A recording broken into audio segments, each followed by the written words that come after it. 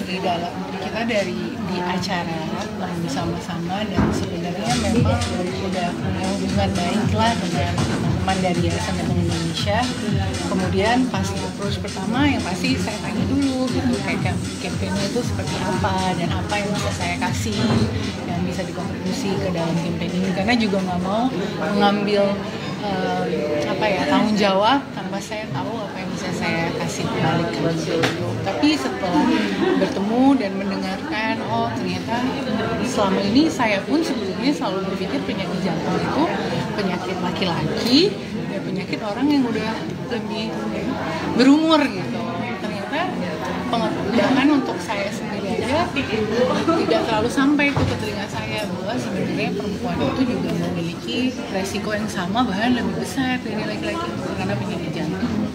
Jadi pasti seneng banget, dan semoga dengan saya sekarang bergabung menjadi duta dari Go Right for Women kampanye ini akan semakin banyak perempuan yang akhirnya peduli sama kesehatan jantung. Actionnya sendiri dari seorang apa yang akan dilakukan ke depan? As a duta. Ya, campaign pastikan akan ada rangkaian aktivitas yang sudah disiapkan oleh Yayasan Jantung Indonesia. Tentunya saya akan terus mengikuti aktivitas-aktivitas yang nantinya akan kami lakukan. Tapi untuk saya pribadi yang pastinya sekarang kan lebih mudah untuk berbicara ke audiens yang luas itu melewat sosial media. Tentunya saya sebagai duta juga harus memberikan contoh apa itu yang namanya memiliki gaya hidup yang sehat. Seperti yang Mbak Mel bilang, saya kan tidak merokok, saya tidak meminum minuman keras dan bukan yang bergadang, yang memiliki gaya hidup malam seperti itu. Jadi memang paling utama itu adalah memberikan contoh dulu, memberikan contoh menjadi sosok yang bisa diikuti, kemudian tentu akan dilengkapi dengan kegiatan-kegiatan yang lebih online ya. Kak Velov, dari kamu sendiri selama ini bentuk kepedulian kamu terhadap kesehatan jantung apa? Karena saya masih baru ya, baru bergabung, jadi memang kalau untuk menceritakan pengalaman ke belakang kan belum, karena ini baru memulai. Tentunya kalau untuk gaya hidup tentu udah saya lakukan dengan olahraga, saya juga peduli dengan meditation, dengan mengkonsumsi makanan yang sehat, itu udah saya lakukan dari jauh hari. Cuma aktivitas-aktivitas yang lebih konkretnya lagi memang baru mau dilakukan.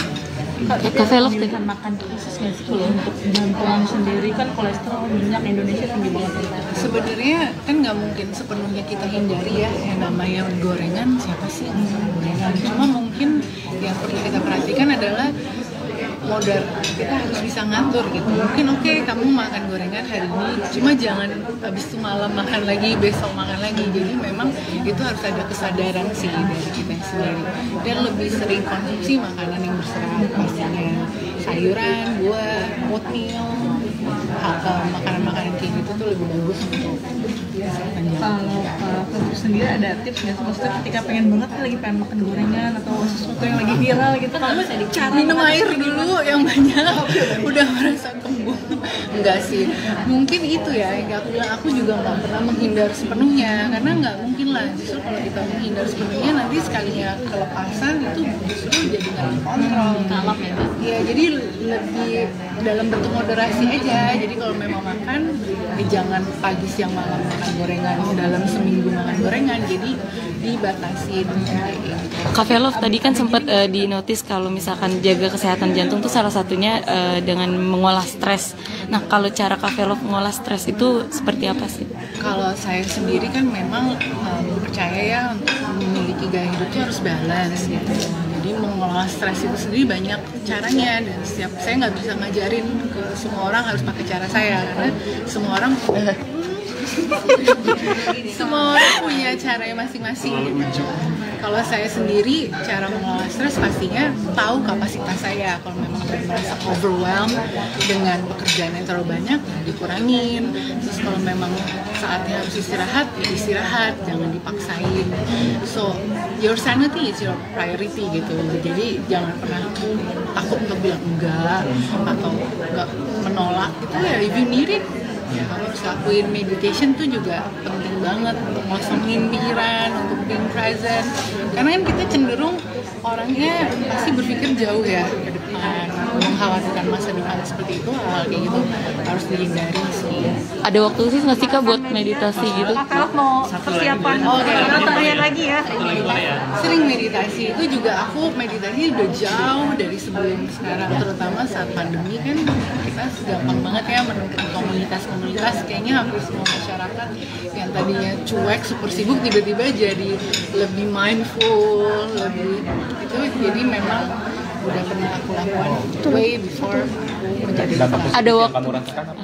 dampak positifnya Dari adalah meditasi sendiri. dari meditasi yang pastinya we know that we living in the present moment, dan by meditation itu kan juga mengajarkan mindfulness ya. Jadi saat kita sekarang ya kita di sini sekarang. Sebenarnya yang akhirnya banyak membuat orang stres kan overthinking.